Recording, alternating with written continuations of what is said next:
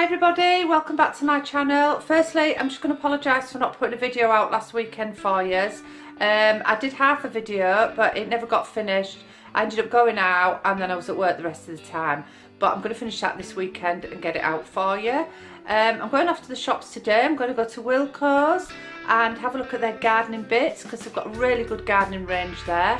And I'm going to take you with me. So, God, it's so windy out there, I must just add. I ended up chasing recycling down the street this morning from the side of the house because all plastic bottles were everywhere. Yeah, so I'm going to battle against the wind and get off and take you with me on my journey. So I'll see you in a bit. And you have just had some scrambled egg and yet you're still looking like nobody cares and nobody's bothered and you don't get fed. Nobody cares. It's all gone. No more scrambled egg left. It's done.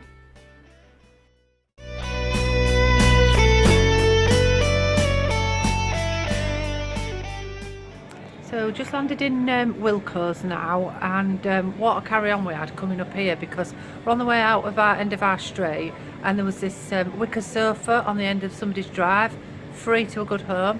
So I went and knocked on the door and we ended up lugging that down the street because it'd just be absolutely perfect for my garden. So I was really lucky there.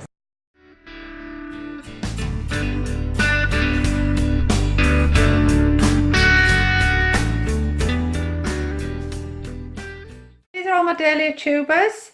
Some of them are a little bit dehydrated, so what I'm going to do, and I always think it's best to do this anyway, is when you've had your tubers in storage over winter, I always like to pop them in some tepid water for a few hours with a little bit of tomato feed, and it just rehydrates them, just plumps them up a little bit. Because if you imagine if you've been sat for months and months with no water, you would be a bit dehydrated as well. So that's what I'm going to do. It's just basically just popping them in this bowl with a little bit of any tomato feed and just leave them for a few hours. Right, so I'm just been filling these seed trays up, well, half full with everyday multi-purpose compost. Dahlias aren't too fussy what compost you use. They're pretty versatile, really. They're really easy to grow. You don't need any special requirements or anything in the soil. So I've just filled them up with that.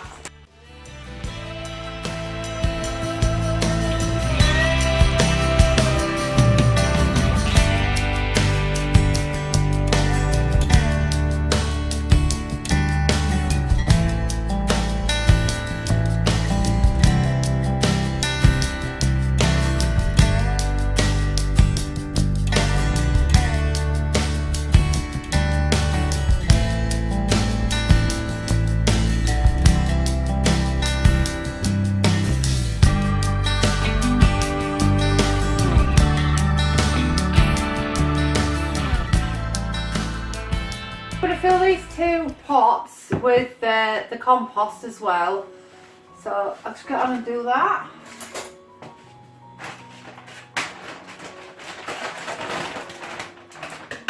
I'm going to plant some more dahlias in here and actually submerge them this time because the dahlias I did the other day, I want to propagate some dahlias from them. So basically I didn't submerge them all into the soil under the compost because I'm wanting to have little shoots growing out of them to actually propagate them to take cuttings to make some more dahlia plants. So that's why I've done that way, where I've split them, cut them up and what have you, to try and make more plants out of them. But this, I'm just going to actually plant them normally into pots. I did them all this way last year actually, so I've never done that propagating thing, but have a go, see what comes of it. So this dahlia is a decorative mystery dahlia. It's got really pink, nice, it's like a burgundy pinky colour with little white bits on the ends. I do have a lot of white in my garden, so I'm aiming this year for a bit more pop of colour, just to break it up, because I did find it was a bit, well, it was lovely last year, but I just wanted a bit more colour in it this year. So yeah, so I'm just introducing a bit more colour. So again, I'm just gonna, they're actually falling off these rooty bits anyway. Just get rid of some of these old bits here because you don't need them. So what you're actually trying to look for is sets of eyes, which it is really difficult always to find them. You see, I can even actually start to see a bit of growth on one of these. I'll just go get my glasses a minute, I'll show you. So what we want to do is, this is where this bit here, which is like the this little like round cylinder neck bit, is where the plant actually grew from last year. So it's obviously been cut down. So that's what you need to kind of just leave a little bit of out at the top of the soil when you're planting it. So I'm just going to pop that in the soil. Just cover it up a little bit and just leave a little bit of that showing like that, and then give it a really good watering in.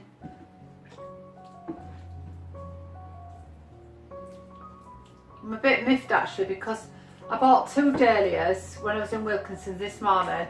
I've just got the other one out of the blooming bag, and it's all like rotted at the neck of it at the top, so a bit disappointed at that one. I should have had a closer inspection when I was buying them, so I suppose it's my own fault.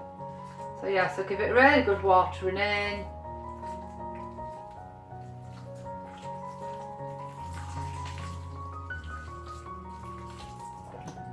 And that's that one done. And then the other one that I bought a peony. Bowl of Beauty, so I thought that is absolutely beautiful. Oh, the pink and the yellow, it's lovely. So pop some of that, don't want to waste any of that compost that's in there. But I'll just show you something about this as well, because, whoops, I'll just pop that there a minute. As you can see, oh hang on. You see this is already sprouting, look.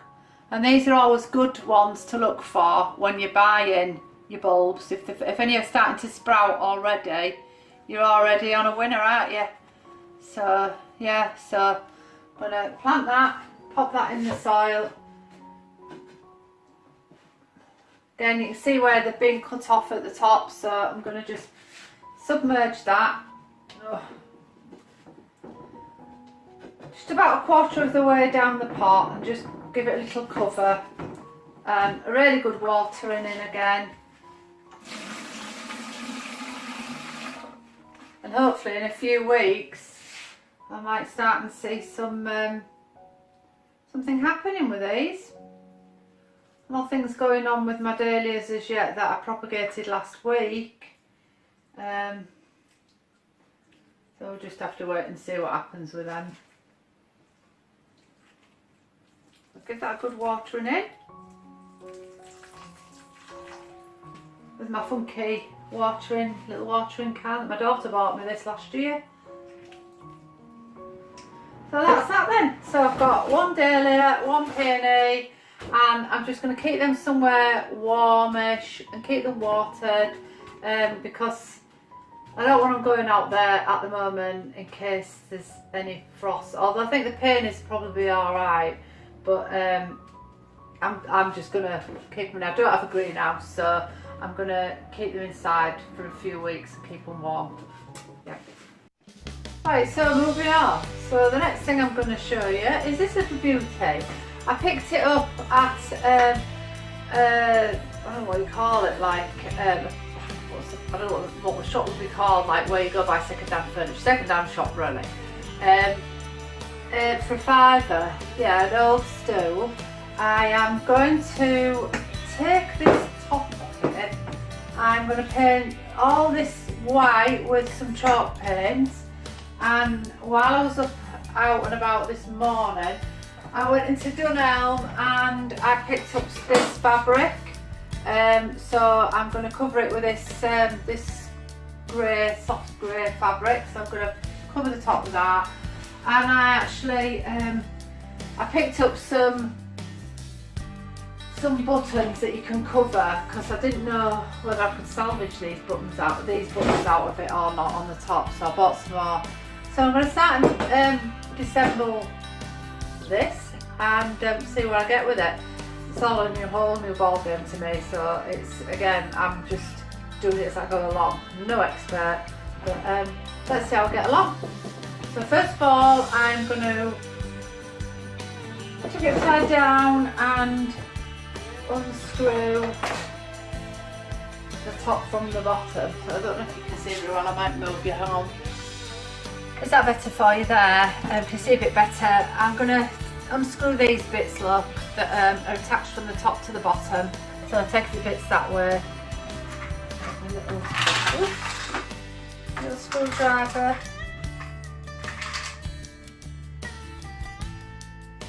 Yeah, I was passing by this second-hand shop the other day and I just saw this actually in the window, and the lady wanted £10 for it. So I said, oh, £5 for cash. She says, oh, go on then. So she gave me for a £5, but I don't think I've paid any more for it anyway.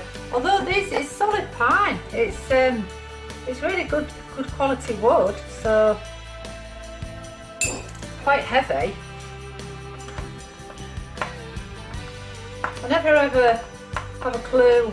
I just usually see something and think, oh, I know what I could do with that. In fact, when I was going out this morning, as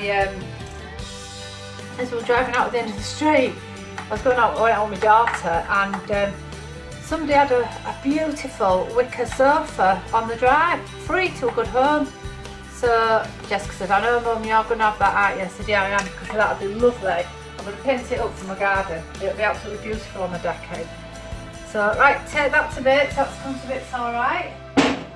Stick it over there. So we're left with this.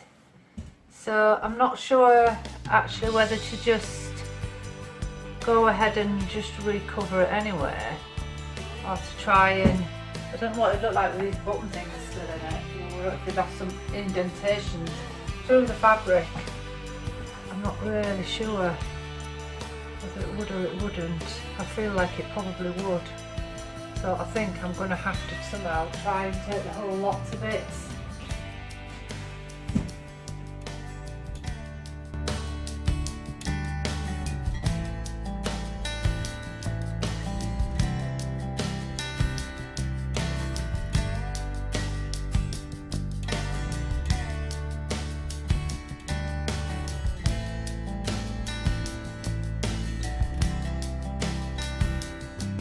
This is what we're left with then. I've taken all the staplers out, so I've detached the fabrics from the board, taken the felt off that was on the bottom as well.